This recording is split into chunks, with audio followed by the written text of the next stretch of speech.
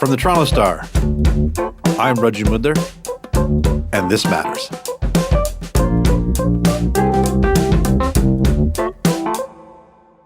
Remind us that Canadians and Americans long ago put aside their differences to become friends. In fact, we're more than friends and neighbors and allies. We are kin, who together have built the most productive relationship between any two countries in the world today. Sometimes it's hard to be a good neighbor. That was U.S. President Ronald Reagan speaking about the warm and unique relationship between the U.S. and Canada way back in 1985. As our neighbors to the south prepare for their next election, it really feels like there is so much at stake, not just for them, but for all of us. While it truly is all about Americans and the choice that they face, today we're going to talk about the Canadian view on this upcoming election and how many of us are feeling about what might be next on the U.S. political landscape. Joining This Matters today is Edward Keenan, our Washington bureau chief. He's starting to get pretty busy having a front row seat to history watching this upcoming U.S. presidential election, and we're hoping to have him check in with us periodically up until the big day. Ed, thanks so much for being with us. Raju, how are you doing? I'm doing great, sir. Listen, there's going to be so much to talk about in this upcoming election, and let's start with your most recent piece, which I thoroughly enjoyed, and you talked to a lot of renowned Canadians and basically asked, what is their general feeling about watching this unfold down there? The general feeling that I got from various Canadians and experts on Canada-U.S. relations about sort of watching the election from Canada is a sense of dread. This deep darkness that comes from a few different things. The sense that the United States is kind of on the verge of chaos, both through the coronavirus epidemic that's killed 200,000 people now here in the U.S., continues to spread. The civil unrest in the streets, which some people might find inspiring, but has led to sort of outbreaks of violence, crackdowns by the authorities, that the fears of increasing totalitarianism, and also the very real chance that experts in the United States and Canada see that the election itself could lead to chaos, to a disputed result, that Trump could try to claim that the election is rigged, try to stay in office even if he loses the election, and that, you know, his armed supporters have shown that they're willing to sort of fight in the streets. So it's not a certainty by any means, but the prospect that the kind of civil war, Frank Graves, the pollster, said, you know, the kind of civil war they fought in Ireland for generations could be a reality in the United States. And all of that adds up to, for Canadians, you know, traditionally the saying is that living in Canada next to the United States is like sleeping next to an elephant. No matter how good-natured the elephant is, you got to be careful if it's just going to roll over. And the elephant doesn't seem to be particularly good-natured right now. It seems to be in the midst of some kind of crisis. Absolutely. This is going to be riveting. I think, you know, one of the best examples is you had renowned Canadian horror author Andrew Piper liking this to watching this election to The Ring and the most famous scene from The Ring, which one is awesome, but two, I think, speaks to the creepy fascination with watching America fall apart. I think the other thing is that we in Toronto kind of know this because we elected Rob Ford. You look at Donald Trump, and I thought, look at Rob Ford. He blazed the trail about down with the elites. I really feel like I'm watching a blockbuster version of a Canadian indie flick down there. Would you agree with that? Yeah, and with significantly higher stakes. I wrote a lot about Rob Ford, as you and many of our listeners know, when he was the mayor of Toronto. And there's a lot of parallels. I mean, I'm a City of Toronto guy, like to my bones. And yet there was always the sense with Rob Ford that as big a city as Toronto is, as important as the municipal government is, he's just the mayor of Toronto. Whereas the presidency of the United States, I mean, this guy has the nuclear codes. As we've already seen, his tweets, never mind what he says, can spark geopolitical conflicts. The livelihoods, the course of the world's largest, oldest democracy is in his hands. And so there is a lot of it that's like, I have to fight the urge to write about the parallels to Rob Ford that seem eerie, that seem spooky on a regular basis, because I could write one of those almost every week. Oh, now's the time when we go to the courtrooms, right? Now's the time when this happens. There's just so many parallels. And yet there's this sense that the stakes are so much higher. So many things that we told ourselves about Rob Ford, or at least that the expert sort of commentators were telling themselves about Rob Ford, that, you know, it was the lack of a party system that allowed this populism to rise, you know, don't exist here. And yet still here we are. But so many of the things, like, you've got this agent of chaos who's an outsider, who's an insurgent, even within his own political faction. Rob Ford among the sort of establishment conservatives at City Hall, Donald Trump among the Republican Party. And there was a sense somehow that the party elders and the party establishment, the senators, the congressmen were going to stand up and rein him in. And it turns out that it's the other way around, that Donald Trump is like a lion tamer cracking the whip. And even the most establishment figures in Congress are falling right into line through impeachment, through the sort of Justice Department politicization, and now through a battle over a Supreme Court seat and everything else. So I think that you talked to some high-profile Canadians. I think the other interesting thing here is that Canadian attitudes have changed. And, I think there used to be sort of a smugness from Canadians looking at the mess down south, but I think it's turned into real concern. And I think the two polls that you cited here are Ecos Research reporting that this past summer, 79% of Canadians agree with this statement. I really worry the United States is on the verge of chaos, and this could have a negative impact on Canada. And now, as well, Pew Research reported that 2/3 of Canadians are having a negative view of the U.S., which has never happened before. So what do you think these two things sort of speak to right now? I think the sense that the United States is on the verge of chaos speaks to them following the news. And there are a lot of Americans, not 2/3 of the country, but a significant amount of Americans who, if you ask them, would say that they worry the United States is on the verge of chaos. A significant majority, close to 2/3 of Americans, are unhappy. They think the government has mishandled the coronavirus crisis. Some of those people are still planning to vote for Donald Trump, but a strong majority agree we botched this, and this has killed hundreds of thousands of people. It continues to spread. American support among the public for the Black Lives Matter protests was sort of unprecedentedly high level. It's a bit more divided on the response to that and how authorities should deal with protesters. But, there is a sense living down here, being down here, that the country's on the verge of something really ugly. And I think Canadians are picking that up. But I think in Canada, the other thing is that Donald Trump is historically unpopular among Canadians who don't get to vote, obviously. But 80% of Canadians disapprove of Donald Trump, which is lower than George W. Bush at the height of the Iraq War. Pew Research, whose numbers I was looking at, have polled this, Canadian support for American presidents. And you see that around the world in the 12 other countries that Pew Research was polling internationally. But as you said, it's not new for an American president to be unpopular among Canadians. Some are more popular than others, but as we say, we don't get to vote.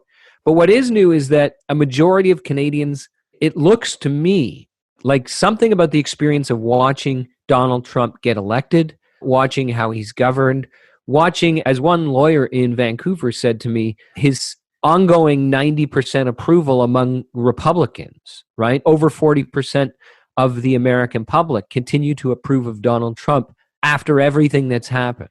It seems to have broken something in Canada, in Canadians' impression of Americans.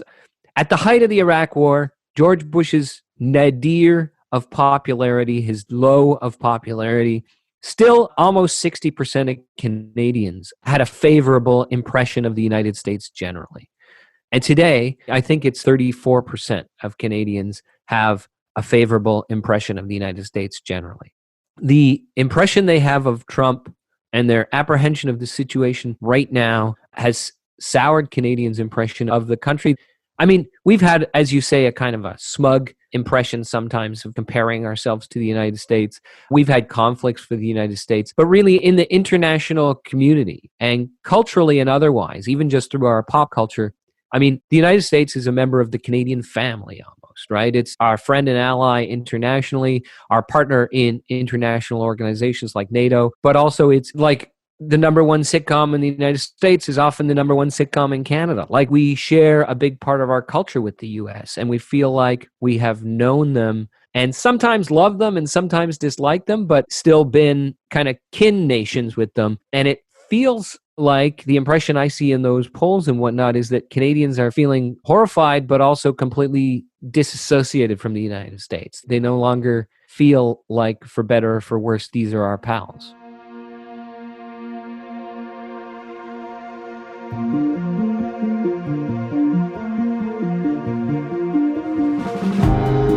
We'll be right back.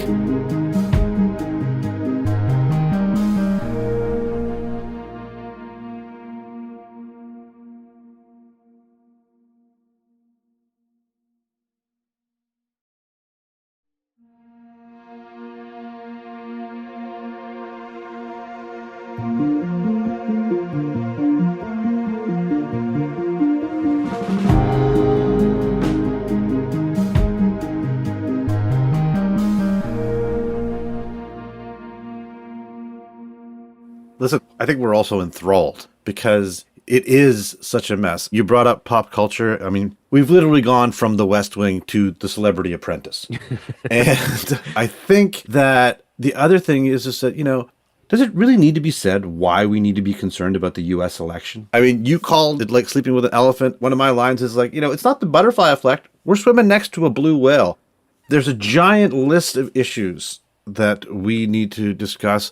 Please, I have the list in front of me, but you mentioned it in your article, like just our economic relationships alone. Yeah, I mean, many, many aspects of Canadian life, and certainly almost every aspect of Canadian government has an American effect. And it starts with the economy. I mean, fully 3/4 of Canadian trade is conducted with the United States. Our military defense really starts and ends with a relationship with the United States. If China or Russia were to march over the Arctic border and invade, and it's hard to foresee in the immediate future that happening. But if it were to happen, we kind of depend on the United States to step up and fight alongside us. I think that's plan A and plan B for our military and plan Z. And internationally through NATO, the United States and others. But we live in a world, Canadians don't feel this at their kitchen table every day, but we live in a world where our foreign policy and our participation in international institutions has presupposed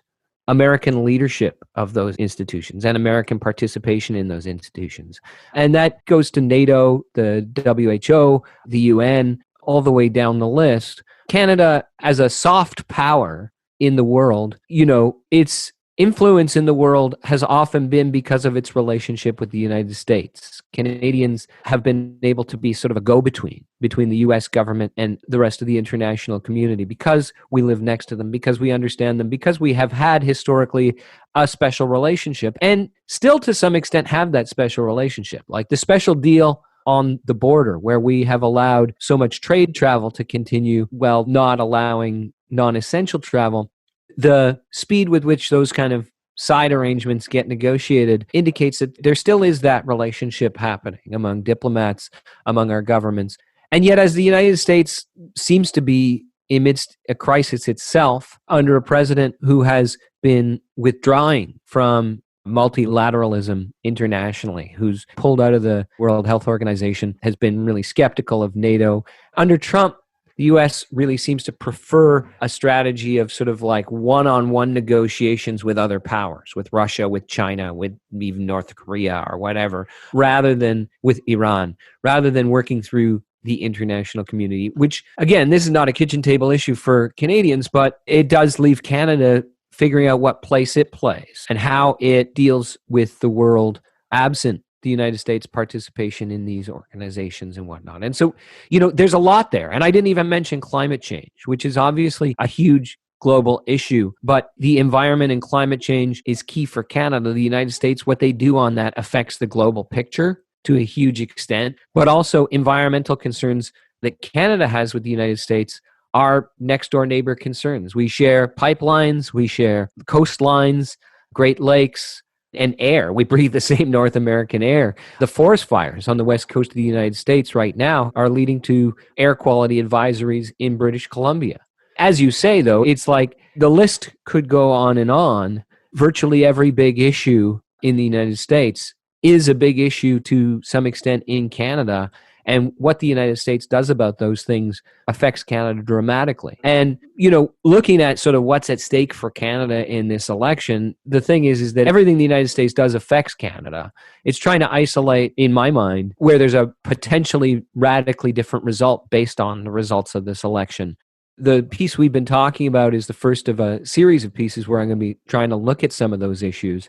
Some things, the change in this election could be large. Some things maybe not as large as you'd think. And in other cases, we're stuck one way or the other. But just to start it off, it seemed like the potential that the United States comes out of this election in chaos, that's a huge wild card for Canada. And one, it's hard for Canadians to know what to do about, I think. Oh, for sure. And I think that the other thing is, the weird thing about this election cycle is when we are just drawn into it at random times. I mean, the two recent stories that come to mind is one of the president's advisors, disparaging our military. And then recently, Trump just musing about the fact that he thinks Canada wants to reopen the border. Well, we're going to see that. We're looking at the border with Canada. Canada would like it opened. And, we want to get back to normal business. We have the USMCA all done, the new trade deal replacing NAFTA, which was probably the worst trade deal ever made by anybody. Which, are we polite and say sorry? No thanks.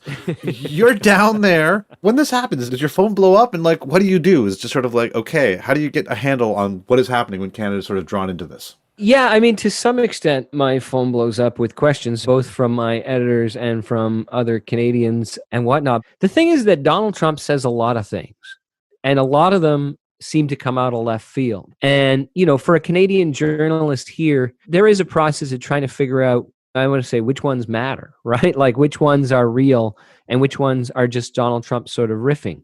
There have been cases in the past, and I'm thinking about when Donald Trump made comments about the potential militarization of the northern border, he started going on about aluminum tariffs, which he wound up bringing back in, and then we got another deal on that. He started talking about, Canadian dumping. He has a sort of a list of things in mind. He frequently, during his rallies, especially in Wisconsin, will bring up Canadian dairy policy and why that was one of the reasons they had to renegotiate USMCA. And he sometimes phrases it in terms that portray sort of the evil Canadians trying to take advantage of the United States. The Canadian outbursts, like other things, there's a certain point at which you have to sort of shrug some of them off because they're not going to amount to anything, right? They're not actually moving policy, but they are a window into how much brain space maybe this actually does occupy in the administration. I remember when they were talking about militarizing the border. So a report had come out saying that the United States was considering sending a certain amount of troops to the Canadian border as well as to the Mexican border. And Trump was asked about it that day. It became immediately a headline issue in Canada. You may remember that. Our listeners in Canada will remember that. Through that day, it became a huge, huge issue in Canada. And Donald Trump was asked about it at the White House press briefing that afternoon, and he started riffing on aluminum tariffs and import dumping and all of that. And what was clear from his answer was that he wasn't really familiar with this issue of militarizing the border. And he was just sort of going to the Canadian border part of his brain to haul out an answer, right? And, that wound up being neither here nor there in the actual resolution of that issue. But what it was a window into sort of how the kind of things in American policy that Canadians view as vitally important to them and their interests and their conception of the relationship between these two countries, their conception of where they stand in the world, sometimes don't even register for Donald Trump. And when I heard him say that he thinks they're going to be opening the border soon because Canadians want it open, that may indicate some desire inside his actual, Homeland Security Administration to negotiate further loosening of the restrictions on the border travel. But it may also be that Donald Trump assumes Canadians will want to reopen the border and hasn't given it much thought beyond that.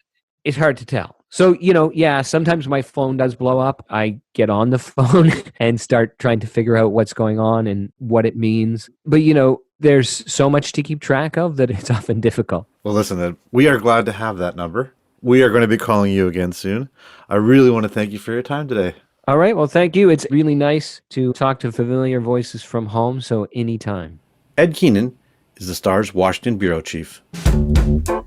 That's it for today. Thanks so much for joining us. This Matters is hosted and produced by me, Rajan Budler, Adrian Chung, and Saba Etisaz. Produced and mixed by Sean Pattenden, and our director of programming is JP Foso. Our show theme music is by So Called, and our episode music is by Mike DeAngelis. We want to hear what stories matter to you. Please send us comments, questions, or ideas to thismatters@thestar.ca. Please consider supporting the journalism the Toronto Star newsroom does at thestar.com. And don't forget to subscribe to This Matters on Apple Podcasts, Spotify, or wherever you listen to your favorite podcasts. Let's talk soon.